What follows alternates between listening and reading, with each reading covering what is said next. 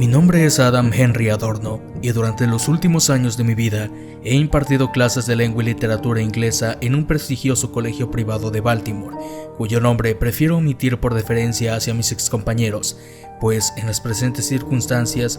no les convendría que la opinión pública estableciera la menor relación entre ellos y quien escribe estas líneas. Desde que aprendí a leer, siempre me han fascinado los relatos macabros, por la mágica capacidad de los autores para colocarnos ante las más angustiosas pesadillas del subconsciente y, lo que aún es más meritorio, hacer que el enfrentamiento nos resulte, en cierto modo, entrañable. Por todo ello, me parece insufrible que alguien diga que los cuentos de terror son aburridos, pues para mí tal afirmación no solo demuestra el mal gusto literario de quien la emite, sino también una falta de empatía hacia las angustias de los personajes, lo cual no puede ser otra cosa que éticamente reprobable. Porque en realidad, y aunque algunos no quieran reconocerlo, los personajes de esas historias siempre somos nosotros mismos. Sí, nosotros, con nuestros miedos ancestrales y esas tinieblas del alma que constituyen el único patrimonio imperecedero de la humanidad. Durante largos años dedicados a la docencia, había soportado estoicamente las estupideces de innumerables necios de todas las edades, desde niños mimados incapaces de leer 5 palabras seguidas sin bostezar, hasta pedantes compañeros de profesión. Pero hace apenas unos meses que el vaso se colmó definitivamente. Había mandado hacer a mis alumnos un examen de lectura sobre Los crímenes de la Rue Morgue, del divino Poe, y cierta muchachita que se llamaba Amanda Pendergast y pasaba por buena estudiante, escribió en el ejercicio dedicado al enjuiciamiento personal de la obra que ésta había sido el relato más anticuado, pesado y aburrido que había leído en toda su vida. Tras leer semejante blasfemia, le suspendí la prueba, pese a que en general había respondido con acierto a las preguntas. Y naturalmente, la muchacha, que estaba obsesionada por conservar su expediente inmaculado para ser admitida en una universidad de prestigio al terminar el bachillerato, fue a pedirme explicaciones. Yo intenté hacerle comprender que su pésimo gusto literario era incompatible con una buena nota en mi asignatura, pero ella no atendió a mis razones. La discusión se agrió y me temo que en ciertos momentos no pude evitar ponerme a su nivel en lo que a grosería se refiere. Harto de sus impertinencias, la eché de mi despacho, pero entonces sucedió lo inevitable.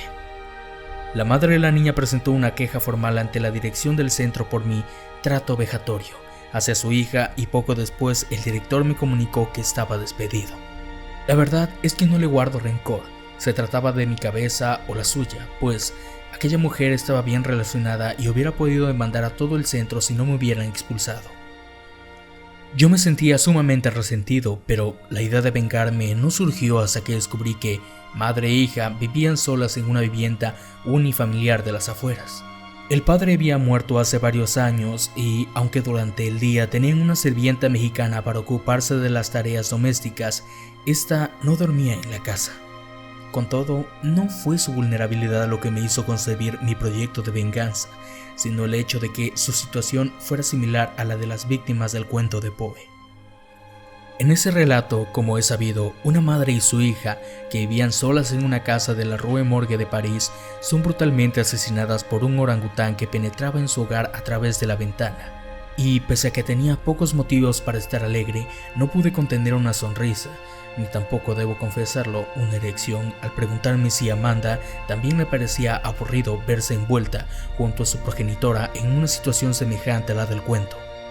Resulta que yo tenía algún dinero ahorrado, una casa en el bosque donde podía adiestrar discretamente a un animal de gran tamaño y un amigo que podía ponerme en contacto con un traficante de especies exóticas.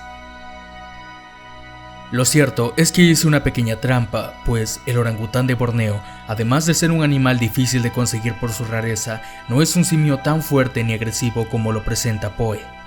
Por tanto, opté por adquirir un mandril africano, un animal poderoso, agresivo y de temibles colmillos, capaz de matar a un leopardo.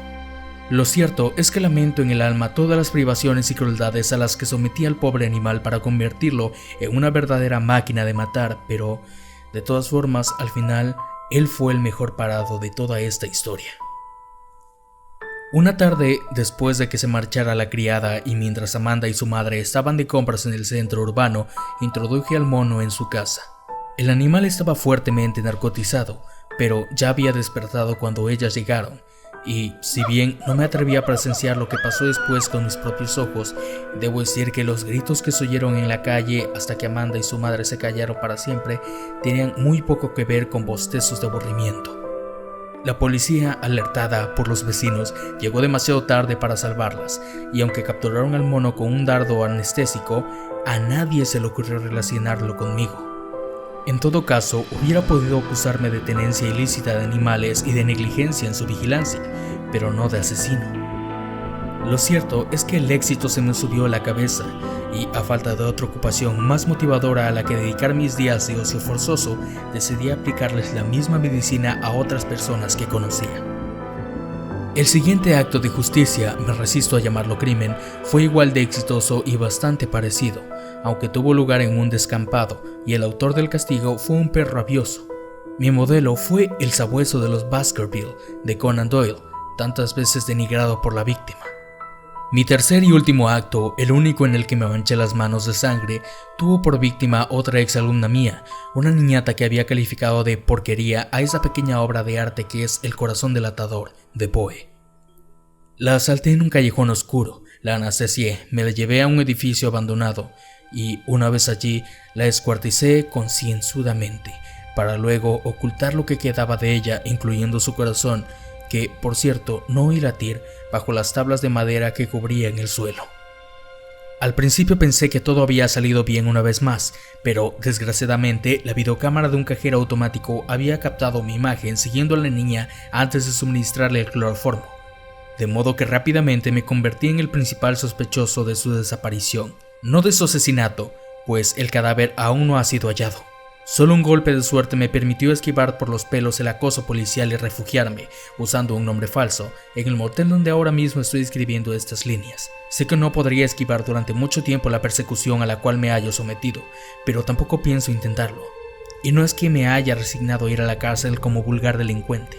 En breves, una vez terminada esa confesión, me meteré en el cuarto de baño y me cortaré las venas con el estilete que guardo en el bolsillo. No es que me seduzca especialmente la idea de morir desangrado, pero es una buena forma de huir de las miserias de este mundo, y además un bello ejemplo de justicia poética, porque lo cierto es que Drácula de Bram Stoker siempre me ha parecido un auténtico coñazo.